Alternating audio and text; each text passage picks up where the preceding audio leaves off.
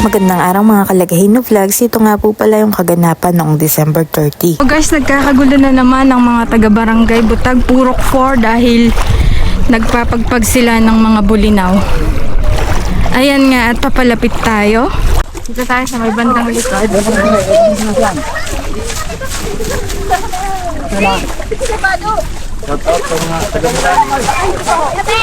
Nakalive po tayo. Pwede nakalive pa kita ho. Nakalive tayo guys. Bless ka mo!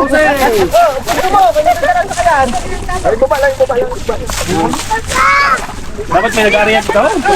Habang nasa kusina nga pala kami ng mga time na yan, ay kasalukuyan ng marami ng nagkakagulo sa dagat. Kung nung nakaraan ay dagsa ang bangus, ngayon naman ay dagsa ang bulinaw. Kung natatandaan nyo po siguro nung December 8, nagpost na nagkagulo yung mga tao dito sa Barangay Butag dahil sa dami ng dumagsang mga bangus. At ngayon ay pinagpala naman tayo ng bulinaw. Marahil ang katanungan ngayon ninyo ay kung saan lugar ito. Tulad ng sabi ko po, ito po ay Butag, Bulan, Sorsogon. Ang probinsya na kahit hindi mo sabihin ay malalaman mo na nasa Sorsogon ka na sa ganda ng mga kalsada. At ito ang simpleng buhay namin dito sa probinsya. Na kung wala kami sa store at sa opisina ay nasa survey kami. At kung wala naman sa pagsusurvey ng lupa ay nasa laot kami. Dumidiskarte ng pangulam para hindi na dumukot sa bulsa ng pambili. Tulad ng palagi kong sinasabi ay ibang-iba talaga ang pamumuhay sa syudad at sa probinsya. Lalong-lalo na kung masipag ka at malapit ka sa karagatan. Masasabi ko na may kakaibang biyaya ang pamumuhay malapit sa dagat. Isang biyaya na hindi nasusukat ng pera, hindi kapayapa ang nadarama araw-araw. Una na dyan ay yung sariwang hangin. Hangin na malinis at presko na galing sa dagat. Kung malungkot ka at marami kang iniisip, nakakapagpakalma din ang isip dito. Dahil sa dagat mo lang mapapatunayan ang tunay na kalmado. Kalmado, syempre, kung walang bagyo. Char!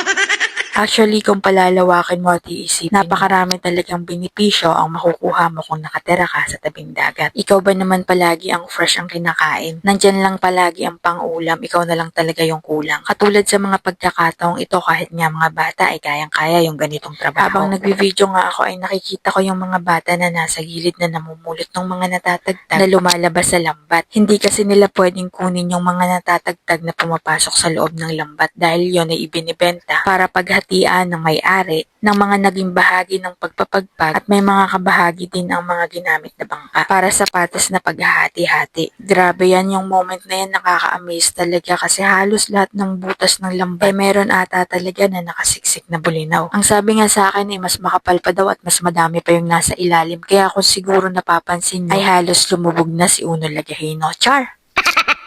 Sa totoo lang ay sobrang tirik na ang araw dyan at masakit na sa balat. Pero halos parang walang epekto sa lahat ng mga nandirito dahil mas nakafocus yung attention nila sa pagpapagpag at pagkuha ng mga bulinaw. Sa totoo lang ay kating-kating na akong sumampa sa bangka kaya lang iniisip ko sa dami ng mga nakasampa hindi maging balanse at mahulog kami lahat o lumubog yung bangka. Naghintay na nga lang ako ng pagkakataon kung kailan pwede. San ka pa kung masipag ka at nandito ka sa pagkakataong ito ay meron ka ng pangbenta, libre ulam pa. Makakabigay ka pa sa kapitbahay at maraming luto ang pwede mong gawin. Pwedeng prito, paksiw, at pwede rin ibilad mo sa araw at kapag natuyo ay laban na. Yung presko mo na ibinilad ay tsak, sigurado ay sarap sa toyo, kamatis at kalamansi. Basta masipag ka lang talaga, palagi kang may libreng ulam. Sabi nga nila, basta may tiyaga ka, meron ka ring lalagay. Sa syudad, wala kang makukuhang libre ng mga ganitong uri ng pagkain o ulam. Dahil lahat doon binibili, walang libre. Ultimo, dahon ng malunggay na hinihingi mo lang sa probinsya sa iyong kapitbahay, doon may bayad.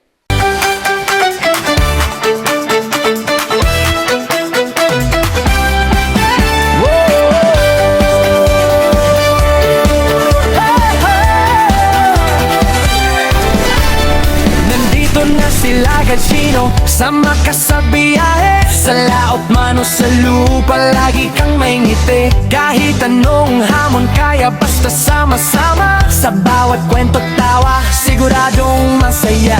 Kahit saan mapunta, may bagong matututunan. Sa bawat araw na dadaan, may saya at inspirasyon. Gachino Globe, laging may dalang tulong sa opisina man o habang kami nagsusurvey. Gawain sang ihahatid sa alon ng buhay, lagi kang sasamahan.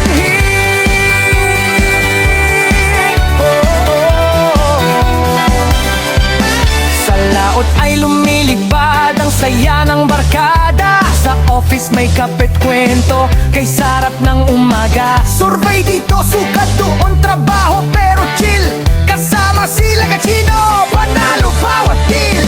Kung hanap mo'y ligaya, nagsumama, tulong at saya, yan ang aming dala. Sa bawat click at play, ramdam ang koneksyon. Dito sa vlog na puno ng inspirasyon. Lagashino Vlog, halina't makisabay, nawayan apaho, lakas ng buhay. Lagashino Vlog, ikaw ay kaibigan. Sa bawat kwento, andyan ka sa ating tamaan. Lagashino Vlog, laging may dalang tulong. Sa opisina man o habang kami nagsusurvey, ikaw ang sang ihahatid sa alon ng buhay. Lagi kang sasabay, halina't mag-isabay, hawa o at baho, lakas ng buhay. Lagashino Vlog, ikaw ay kaibigan. Sa bawat kwento, andyan ka sa aming tamaan.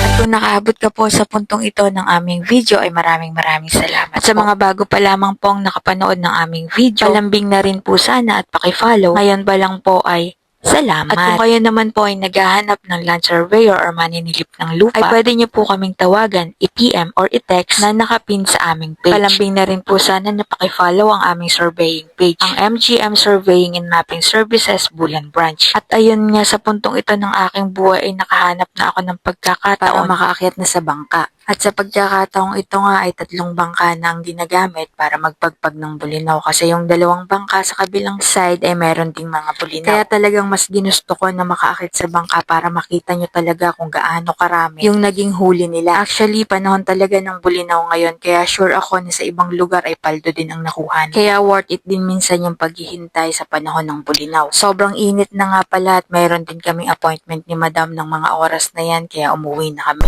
Yung nag-video ka lang naman pero paldo, meron kang isang ano. Char! Joke lang yan. Sarili man po ang bangka. Okay guys, ito na ang aming ano, napaghanap buhayan. Ito talaga ang buhay probinsya. Pumunta ka lang doon sa nagpapagpag, may libreng ulam ka na. Char! Uwi na kami guys, sobrang tindi na ng init ng araw. Oh, Lola! Sobrang tindi na ng sikat ng init ng araw. Kanina yan. So paano po hanggang sa muli, sana masayang araw nyo at huwag kalimutang ngumiti, huwag kalimutang mag-like, share, comment, and follow. Bye!